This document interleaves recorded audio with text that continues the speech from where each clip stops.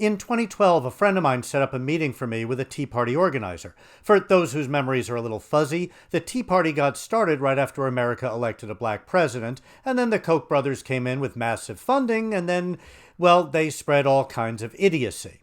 This'll come as a shock to anybody who really knows me, but at the meeting with the Tea Party nut, I did very little talking and mostly listened. Really. And what I heard was... This clodpole showed me something that most people still don't know about the Tea Party. They had an actual specific agenda. Their agenda was summed up in a chart of their 12-step plan for remaking America. At the time, this clown said, we were in the middle of step 5. I don't remember what that was, but I do remember step 6. It was the complete destruction of the federal government. And then steps 7 through 12 were how they were going to remake everything. He also told me that if President Obama was reelected, we'd reach step 6 within a year. Kind of wish I'd kept in touch with him just so I could ask him on January 20th, 2014, a year after Obama's re-inauguration, whatever happened to his plan, but oh well. Meanwhile, even though the Tea Party name isn't used much anymore, having morphed into more easygoing groups like QAnon, Proud Boys, Oath Keepers, and the like, the plan is clearly still there. They want to destroy the federal government. And remake it how? It's hard to say. All I ever heard from the Tea Party note was some mumbling about original intent and the Founding Fathers. Oh, and he hated George Soros because, well, reasons, I guess.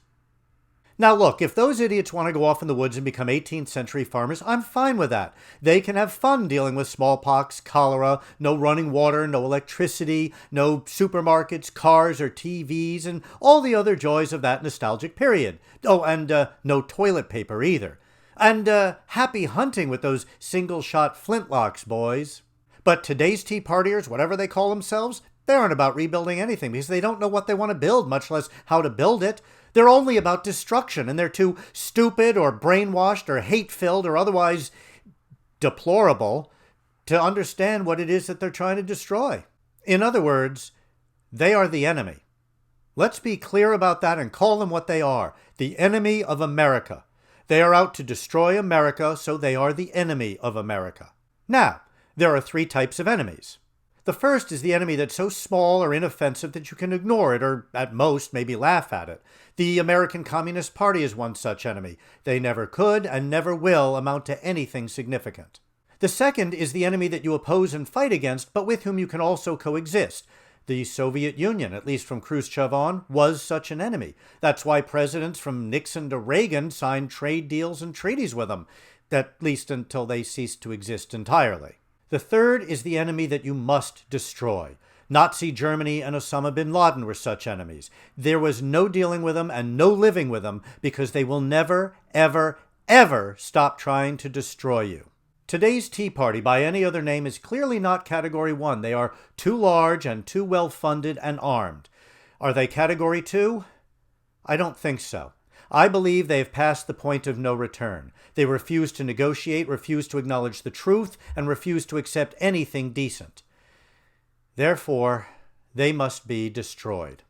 The only question is, how do we destroy them?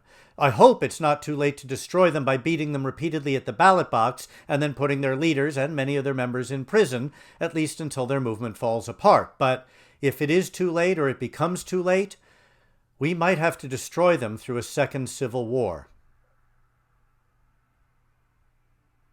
Anyone for tea?